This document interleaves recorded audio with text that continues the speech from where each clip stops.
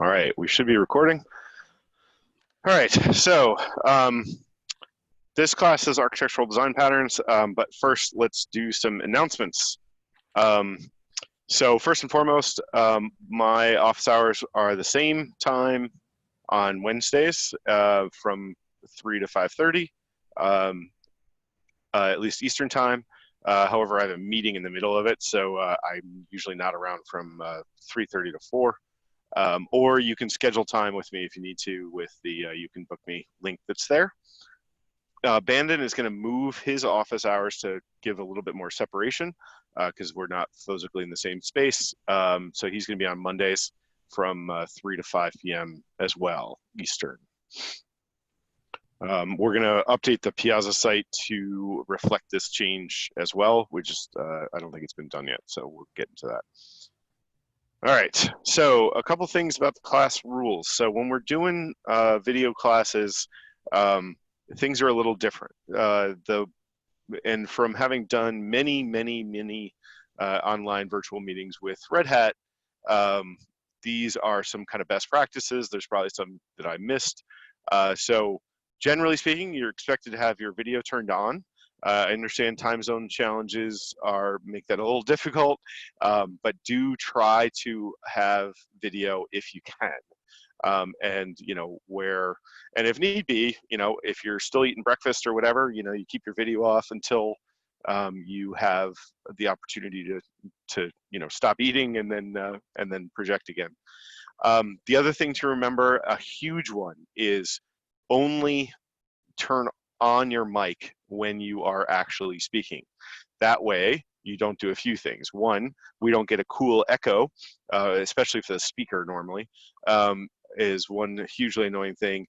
And then the other one is when you have some embarrassing event like your mother or child or whatever comes in and starts asking questions, especially if they swear or things like that. So I highly recommend that you keep your microphone on mute. Even go find the setting in Zoom which says mute on entry. I actually have mine set to mute on entry as well as video off on entry so that I can make sure that I'm kind of ready before everything starts going. The other thing is I asked that you log into Zoom. It looks like everyone did.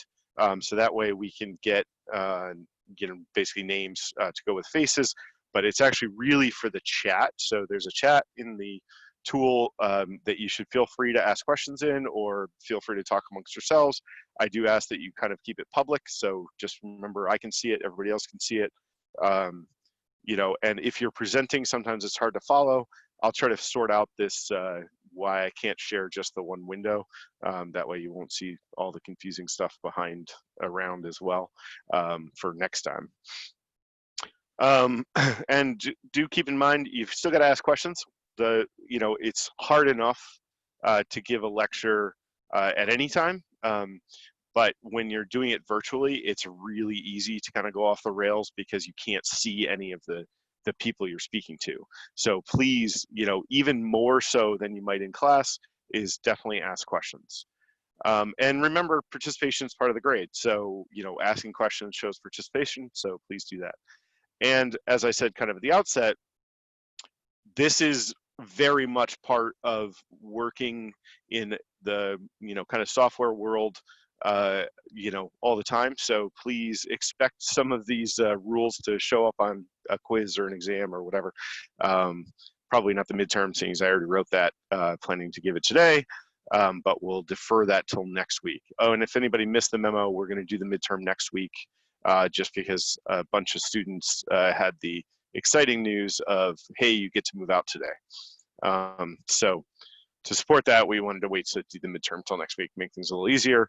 We'll try to figure out if we can do it in a non-time scheduled block, but we're not sure we can figure that out yet. So, all right, so first off, any questions? Anybody have any comments?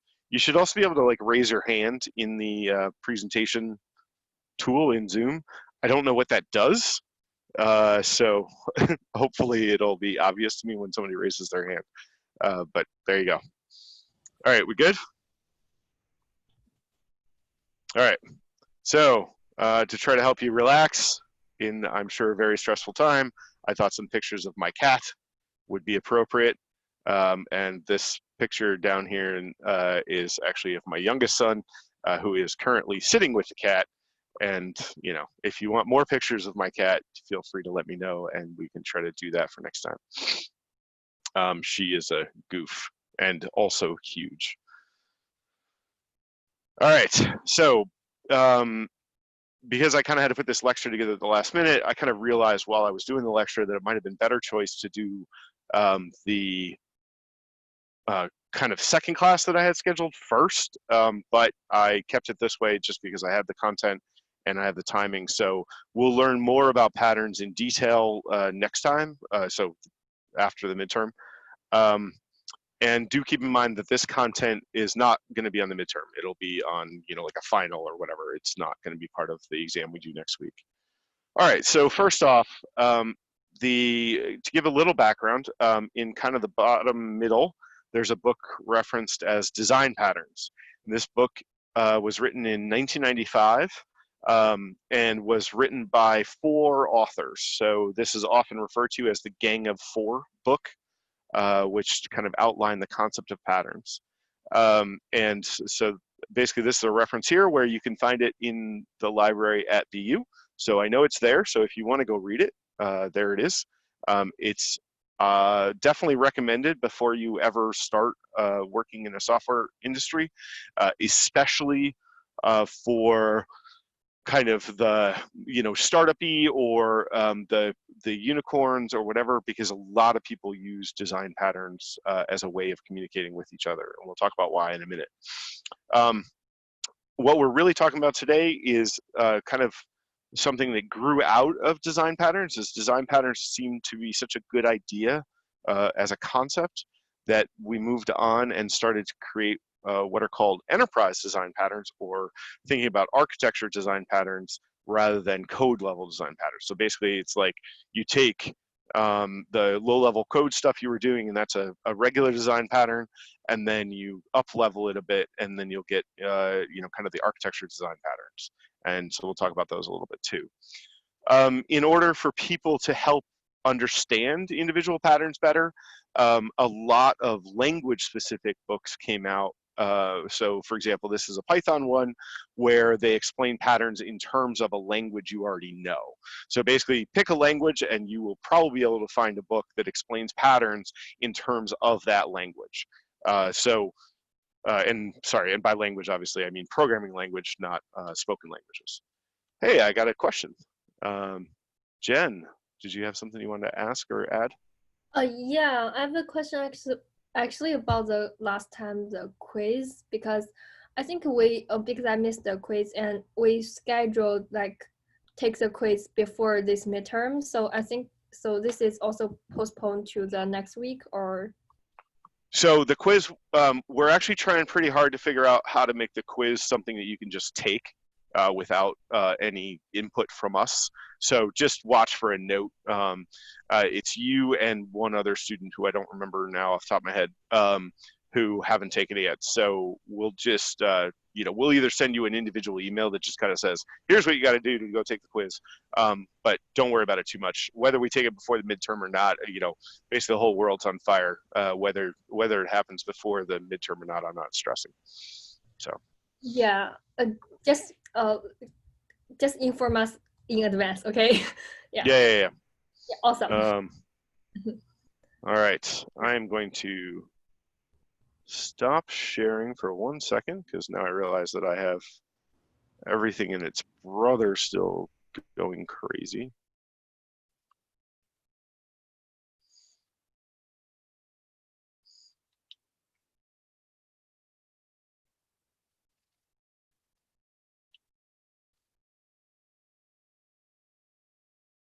Sorry for the interlude.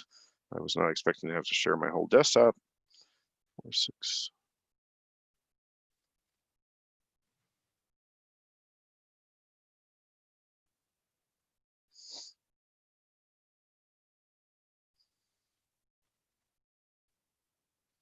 All right, hopefully no more annoying oops, pop-ups. All right, any other questions while I happen to be paused?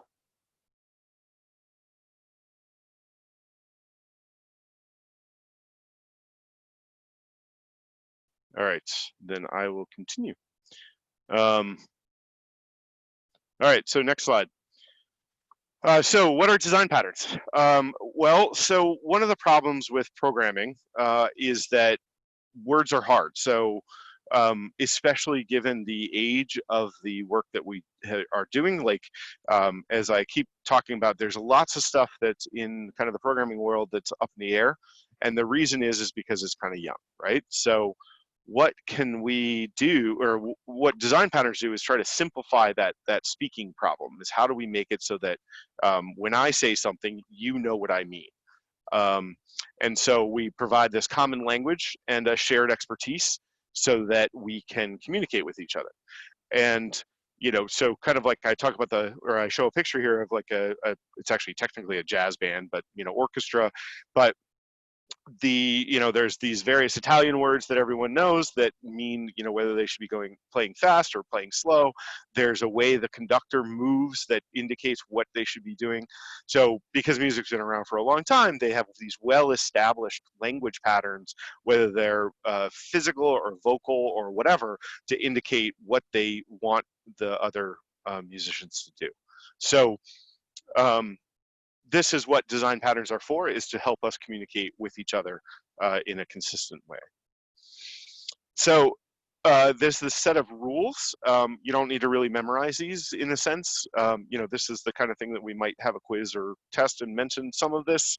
But I just kind of wanted to kind of show them to you and kind of say, hey, there's this nice article about design patterns down here. And the idea here is that not just anything that I write down is instantly a pattern, right? It has to have all of these pieces for a pattern to be considered a pattern. Because if it doesn't have all of these, then they're not consistent. And so therefore, if it's missing applicability, then when I talk about it to someone else, it's not going to have enough information to give us a shared common language. So that's kind of the idea here, is that they all have a consistent structure and to talk about how it works. So here's a quick example of a proper design pattern. This appeared in the original Gang of Four book, and it's called the adapter pattern.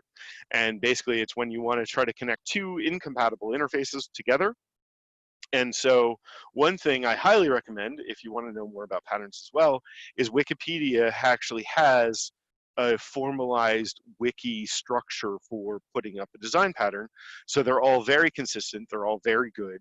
And because Wikipedia is Wikipedia, all the content that's about software and computer science or whatever tends to be its best quality stuff, right? Because the people who are most likely to contribute to it are the people who do this stuff for a living.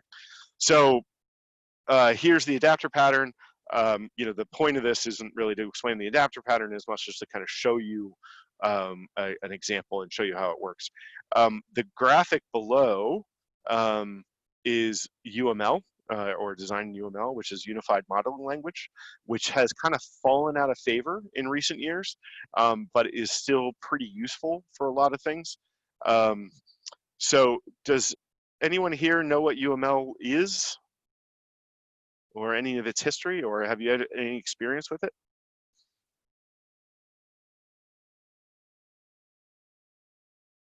All right, so I'm getting from lack of raised hands and lack of remarks in the chat that you haven't really seen it. The reason it's called the Unified Modeling Language is because there were these two competing modeling languages, might even been three. There were a bunch. And the authors of those modeling languages got together and hashed out a unified one so that there could be a consistent way of doing modeling. I'm not really sure why this has fallen out of favor. It's actually quite useful and can be really good explanation for how things work. I think along with agility, what's changed is that people don't feel like they need to explain this in graphical ways anymore, that they can just write the code. However, I think it can be really useful to try to explain to somebody else how a piece of code works if you can draw a picture that represents it. So that's kind of why UML is here, but also you probably don't need to worry about seeing it all that often, but it can come in really handy if you learn the basics. So I'm trying this joke again. I'm not sure anybody will get it, but there is a picture of this guy here. And the reason is because we talk about common architecture patterns. So if anybody can tell me who the picture is of, that would also make the joke work better. But I consistently date myself by using this at all. So first up, a really common architecture pattern, especially when you talk about web development, is what's called model view controller. And this is the idea of your data is in what's called a model. So, it's like a database model or a definition of data. And then the view is how that content or that data is presented to end users. And then the controller is the transformation of the data into the view or whatever you want it to look like. Or if you're going the other way and you want to do like data submission, it's where you might check to make sure that an email address actually looks like an email address, for example. So MVC is probably the most common way of doing website design these days. It is an architecture pattern. And it has a bunch of variants now. So MVVM, which is, I think it's both view, which was invented by Microsoft because of how their tools work. It works a little differently, but it's pretty much the same idea. Data transfer objects is like one of the common mechanisms to work with this is how do you get the data moved around. So a data transfer object is like a model. Remote facades, you actually see this in a lot of different languages or a lot of different development scenarios where you have to have like a network bridge between two things. So you want to have like an interface on one side of the network bridge and then the actual thing on the other side, so that and basically but on one side it looks like the other side. Another common thing that you'll hear about a lot is different kinds of locks. So an optimistic lock is one where the lock, so basically one of the things that you need to do, right, is you want to make sure that two people are not changing the same data at the same time, right? Otherwise bad things happen. So an optimistic lock assumes that this is unlikely to happen. So as a result, you kind of leave it open most of the time. And then if there's a collision, you go back and fix it. A pessimistic lock is one where you assume that two people are going to be contending for the same content or to change the same data at the same time pretty regularly.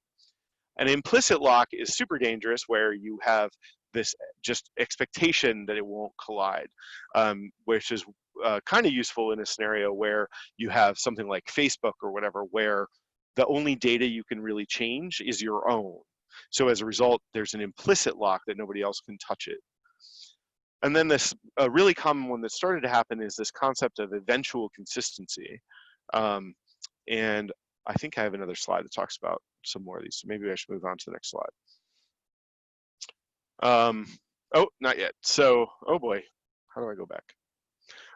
Okay, so with eventual consistency, the idea is that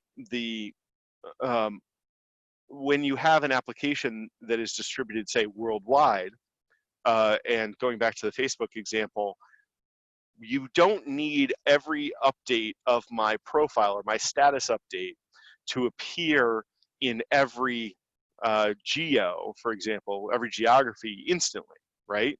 You only need it to appear there eventually, because there's no importance to when the timing of when my status update lands for, especially for somebody who I'm not actually friends with on Facebook. And and then even for somebody I'm friends with on Facebook, if there's a lag of an hour or whatever, that's fine because there's no timeline issue with Facebook updates.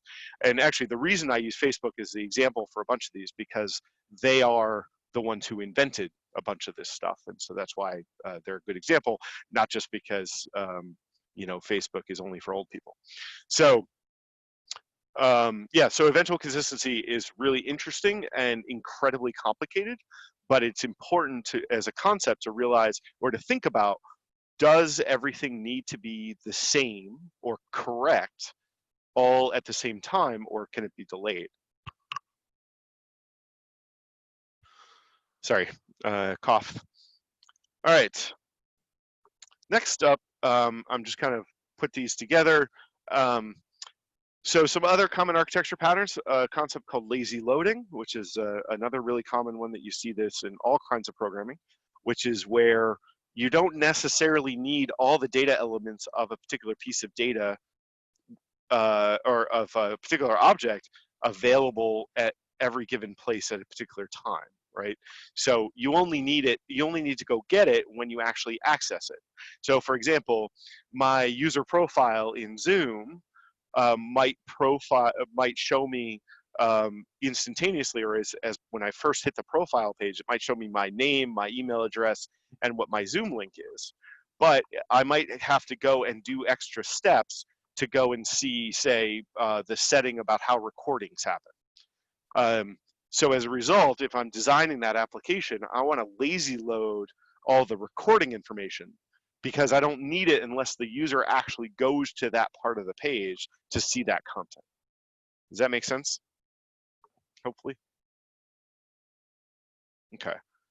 Session state. So this is another common architecture pattern and also often very problematic, is that how do you keep track of the fact that the user is currently logged in and is doing some operations, right?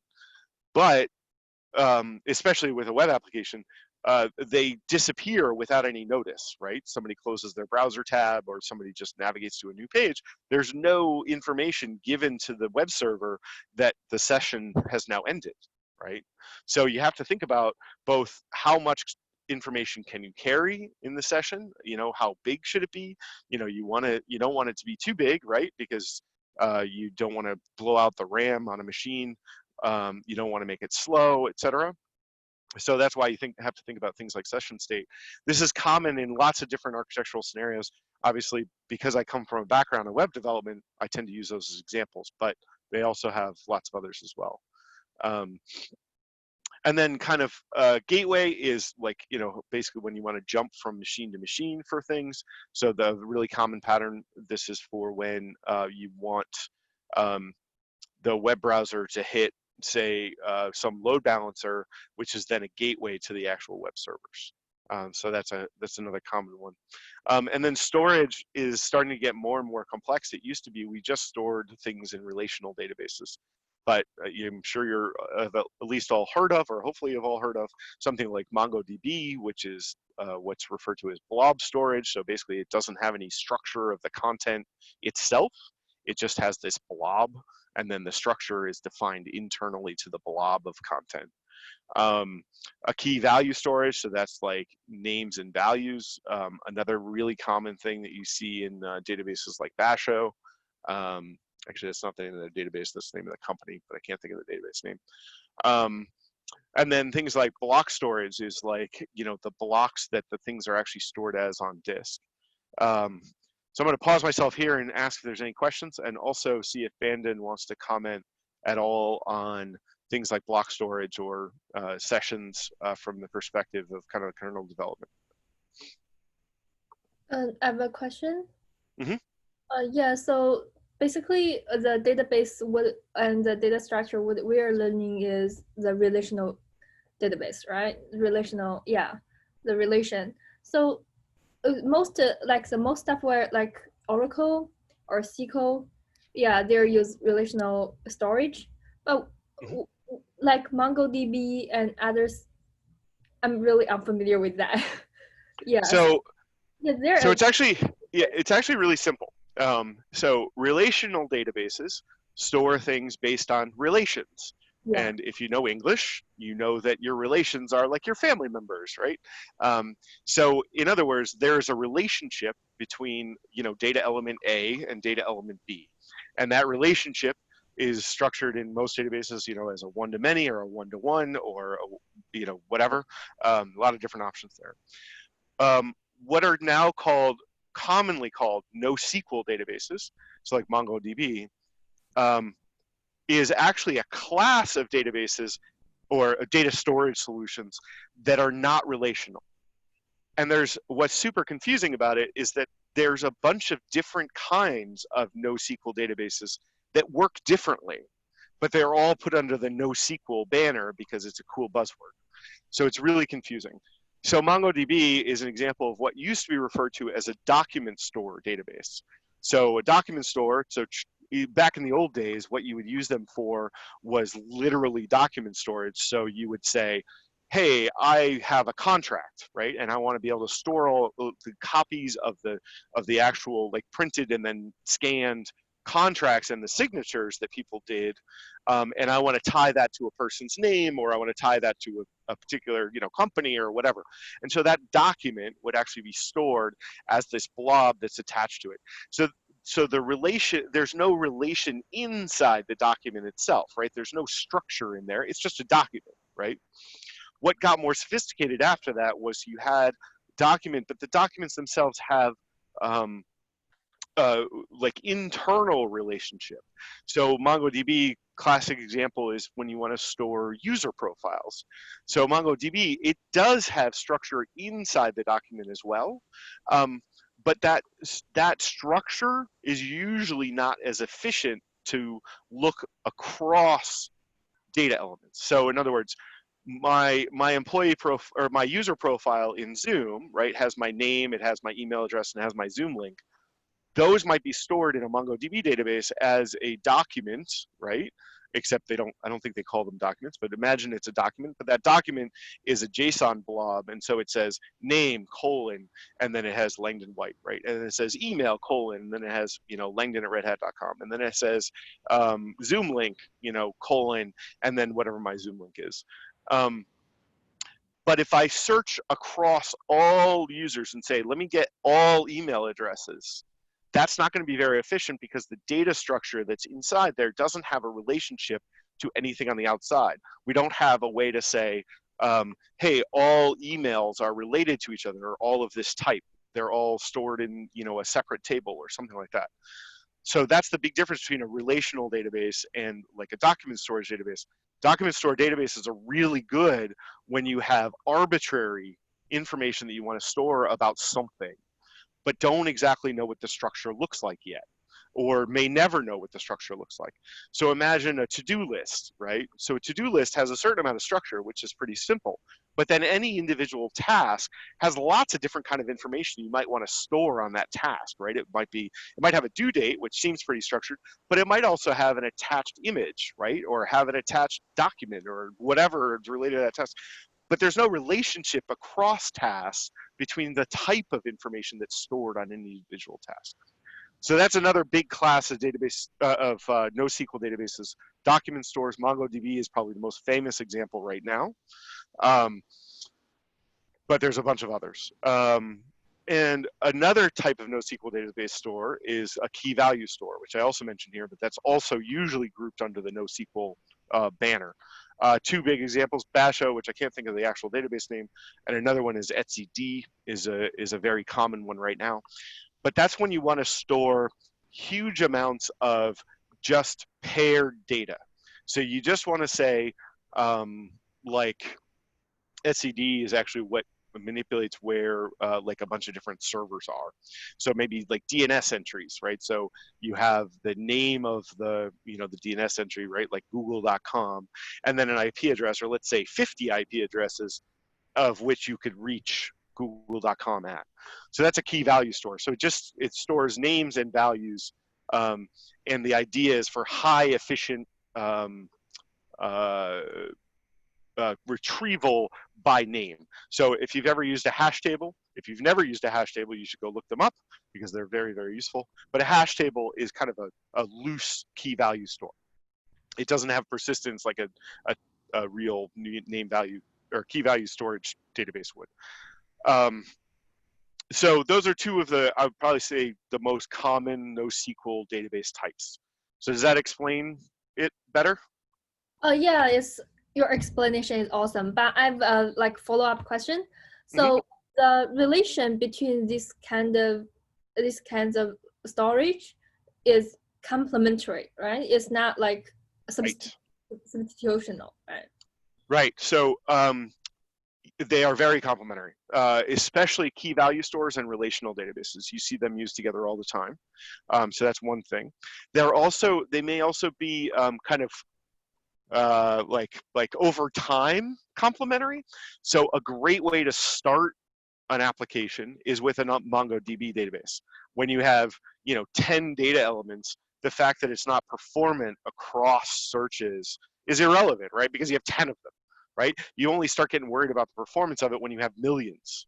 So what you can do is you start your application with something like a MongoDB, and then you say, as you identify relations in the data, you pull those relations out and you put them into a relational database so you can take advantage of the relationships, if that makes sense. So so that's one of the reasons that if you go look at typical hello world kind of applications, like I would actually say to-do lists are a huge example of getting started with blah blah blah.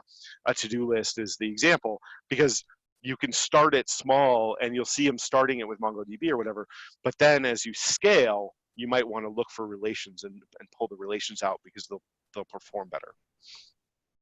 Okay, awesome. Got it. Cool. All right. Any other questions? All right. As you can see, I can only see like 3 people, so just jump in as necessary. Brandon, did you have any comments you wanted to make about the kernel perspective on storage? Can you hear me? Yeah. Okay. So yeah, I think I wanted to just make a comment on design patterns in the kernel in general, which is so. So as you might have imagined, design patterns is also kind of everywhere in the kernel source as well. It's just that it isn't very well documented. Like there's no documentation in the kernel source that would say, okay, these are the patterns that you're supposed to follow. I mean, there's one obvious, for example, there is a specific way you write kernel code, and then once you write it, there are scripts that you can feed your code to, and it's gonna tell you that, okay, these need to be changed to kind of, maybe these need to be indented, for example, or these variable names need to be in a specific format that you haven't followed. That said, there are design patterns in, for example, there are like, I would say, helper functions to help you follow specific design patterns when you write your own code. For example, for sessions, for example, there are like a lot of helper functions such as kref, which basically help you kind of maintain the state of the data structure that you have. And now remember, this is all in C, so you lose a lot of the the sophisticated features that you get with C++. So the kernel has these mechanisms that you're supposed to follow when you you are writing code for the kernel. Even for example, as far as storage is concerned, like the block layer, it doesn't matter what kind of code you write. There are many different kinds of storage, underlying storage hardware like SCSI, SAS. But when it comes to you to write code to enable these kind of hardware in the kernel, you're supposed to kind of, the way you actually access data from the medium, the way you write to it, it's all standardized. So you cannot make up your own rules when you write code for these kind of subsystems. I was looking online and I saw like an article on Linux kernel design patterns. So I think I can post it on Piazza, which would give you an idea of what kind of design patterns the Linux kernel follows. We can also we can also talk about it more, because we have another design patterns class, like another lecture, so we can talk about it more there too. Yeah, that sounds good. Yeah. Okay. All right, cool. We are almost out of time, so let me just see. I just kind of want to make this quick point, which, as you can see, basically the idea here is that anybody can create a design pattern, and they kind of rise through popularity or usefulness. So there's no reason that you can't come up with a new design pattern. However, it needs to be kind of following that set of rules that I talked about earlier, because otherwise you're not going to be able to communicate it to other people. So, and it's pretty unlikely at this point that there's that many design patterns that you come up with that haven't actually been articulated already. So just kind of keep that in mind. Like it's like a lot of things, that just because you haven't found the particular pattern you're looking for doesn't mean it doesn't exist. It just might mean that you haven't found it yet. So just kind of keep that in mind. And that's about it. Like I said, I wanted to make it relatively short today. Here's some links, as hopefully you all know, on both Piazza and the YouTube playlist. We do make all the slides available and all the recordings, the ones that we get. So hopefully this one will be good, but obviously I haven't experimented with Zoom before.